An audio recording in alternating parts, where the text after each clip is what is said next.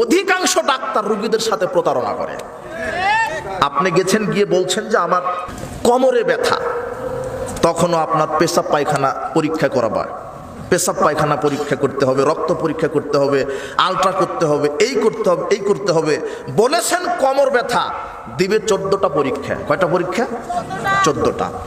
আর এই ডাক্তার এত বাটপাড়, এত চিটার, এই প্রেসক্রিপশন লিখছে, ও ভালো করেই জানে যে আপনার রোগের এই ঔষধ আর এটা দিলে কার্যকর হবে, কিন্তু ওই ওষুধটা লিখবে না, লিখবে ওই ওষুধ, ওই কোম্পানির ওষুধ যেই কোম্পানির ওষুধ তাকে গু খাওয়ায় দিয়েছে।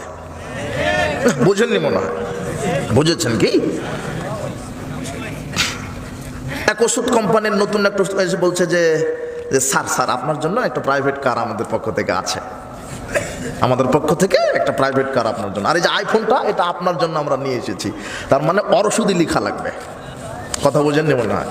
ওরটা লেখা লাগবে। তখন এই ওর ওষুধটা লিখে, কিন্তু এ ভালো করেই জানে যে কোন ওষুধটা দরকার। কথা বোঝেননি মনে হয়? এগুলো বাটপাট। এ কি বাটপাট?